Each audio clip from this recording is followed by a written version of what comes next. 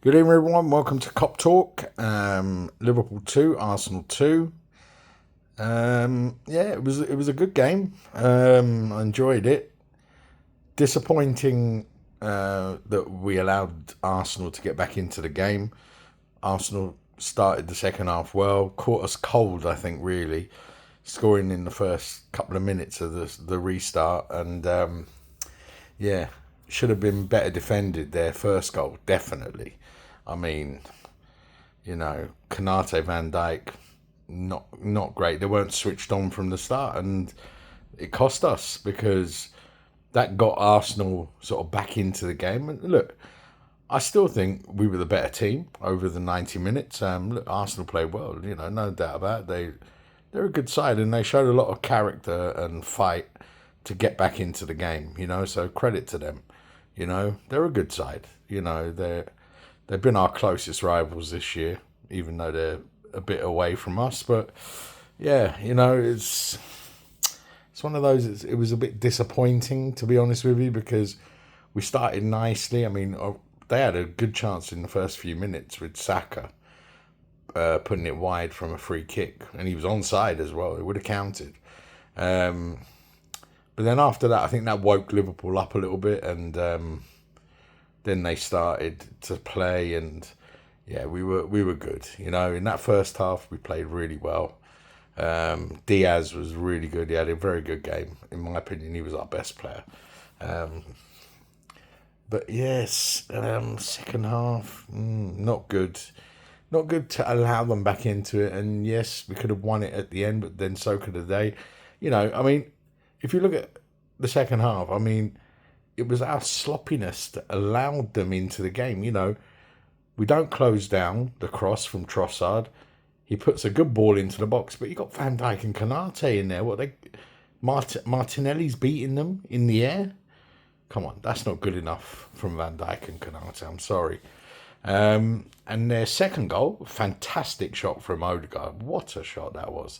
A great save by Alisson, but we don't react quickly enough, and Moreno acts quickly and he scores.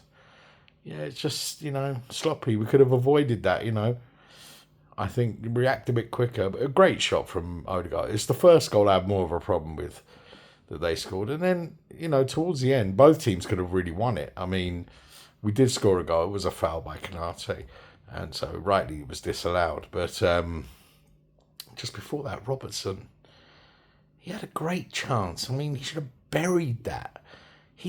Oh, dear me. Terrible. And then from a throw in, we throw the ball to their player. And it's, terrible. Terrible.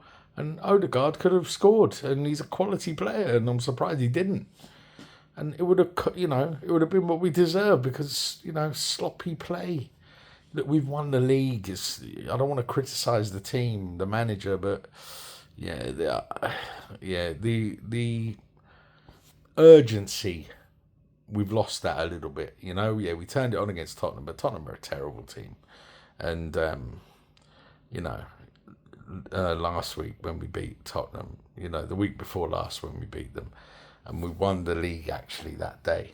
But yeah, it's just since then, the Chelsea game, the performance was a bit lackluster. All right, a lot of changes. This was more like our full strength first team. But still, sloppy play, We almost got caught playing out from the back. Curtis Jones gets caught on the ball in the penalty. You got to clear the ball. You can't be playing out from the back like that. That's not good enough, and listen, we've done well. We've won the league, and, I'm very, very happy. But yeah, it's just disappointing that we didn't put Arsenal to the sword. 2-0 up at half time. There was no way back for Arsenal. We just start properly in the second half. Don't allow them into the game.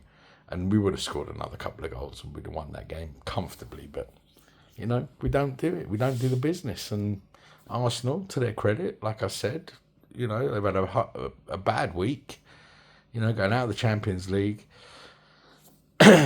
But, they fought back and, deserved their point in the end, and yeah. You know, it's like one of those games. I mean, look like great atmosphere in the ground. I just want to touch on Trent getting booed. Listen, I expected he was going to get that. You know, I mean, what you got to remember is, you know, and a lot of other fans from other clubs and people who don't support Liverpool are commenting on Trent Alexander and how Liverpool fans are treating him. It's up to the Liverpool fans what we do. You know, look, personally, for me, I wouldn't boo him. I will support him until he leaves the club. And when he doesn't play for Liverpool anymore, that's it. I wish him well. But he's going to be a rival for us. He's going to play for Real Madrid, it looks like. And we may play Real Madrid. We played Real Madrid loads of times in the last few years. So chances are we're going to play them again, and he's going to be playing for them. So for me, I won't be supporting him once he leaves Liverpool. I will always be grateful for what he did for the club and the service he gave us. But, you know, he's gone. That's it. Done. And, you know, listen, I understand why people are... I get both arguments. I get why fans are unhappy, Liverpool fans. You know, he's left the club without securing a fee. And, you know, when you look at people like Coutinho left the club, he signed, the year before he left, he signed a lengthy contract so that we'd get maximum amount of money for him. And he knew he was going then. And Trent could have done that. All right, he's going, he's got a massive signing on fee. And look, good luck to him, man. He's, you know, he's a normal kid. I don't think he came from a super wealthy family. So, you know, he's secured his family's future financially. Good luck to him. You know, I don't hold any animosity towards him, but he could have done it differently. He could have still got a huge amount of money. Liverpool offered him, I'm pretty sure, a very substantial contract to stay, plus probably a signing on fee as well. He could have stayed. Look, I get it. I don't think he's leaving for football reasons. He's not leaving because he doesn't think Liverpool can win things. He's leaving because he wants to experience something else. And I think, you know, when the dust settles in a few months' time, people will calm down about him going. You know, out of the 3 players that were out of contract, I'm definitely happy with the 2 we've kept. And if I was going to say we lose one, it would be Trent. Not because I don't rate him as a player. I would wish he would stay, but because I think in Conor Bradley, we've got someone who could step into that position. And I think we've got other players that can fill in there as well. And I'm pretty sure we're going to sign a defender that can do that job too. So I think we're going to be fine with Trent going. We're going to miss his world-class skills, his array of passing, his free kicks. We'll miss him. We will miss him. But listen, players leave Liverpool. When I was 7, how old was I? 10. I was 10 years old. I had pictures of Kevin Keegan on my bedroom wall. I cried when he left. I cried when he left Liverpool. I was heartbroken. I remember we had some steps outside my house. I sat on them. I was crying. I was heartbroken. But since then, I've seen many, many, many players leave Liverpool. Great players. Fantastic. Like Keegan. You know, more recently, you got Suarez. Suarez hurt a lot, you know, because I think for me he's the best ever player for Liverpool in terms of technical ability. He's the best player I've ever seen play. You know, all right, Gerrard left at the end of his career and played for LA Galaxy. That doesn't matter. Gerrard is a Liverpool legend. He stayed at Liverpool. He could have gone anywhere in the world. He was the best midfielder in world football for a couple of years. He could have gone anywhere. Torres left. That was disappointing, but Torres left, you know. Coutinho left. You know, we've lost players who, when they left, they were the best in the world. Suarez was the best when he left. He was right up there with Neymar and Messi. Coutinho, when he left, he was probably one of the best in the world. Torres, when he left, was the best centre-forward in the world. 100%. You know, he was electric at Liverpool, and I don't think he ever really rediscovered that form anywhere else. Let me know what you guys think, but you know, on the Trent thing especially. But yeah, for me, I don't hate Trent. Trent Trent is not someone we should hate. He served Liverpool well. Liverpool looked after him and his family. Don't think Liverpool didn't take care of him and his family. But he wants to go. He wants to experience something else. That's up to him. Personally, I think he's making a mistake. Not about experiencing another lifestyle, because he could have done that when he was older, but going to Real Madrid, I don't think is the right move. But listen, he's made that choice. I don't have any influence over him. The people who do, I think, are advising him incorrectly. But look, that's him. He'll have to deal with it. If he comes back to play Liverpool for Real Madrid, he will get a hostile reception. There's no doubt about that. I won't boo him, even if he plays for Real Madrid. I won't do that because I don't think he deserves that. But listen, I know he will get booed.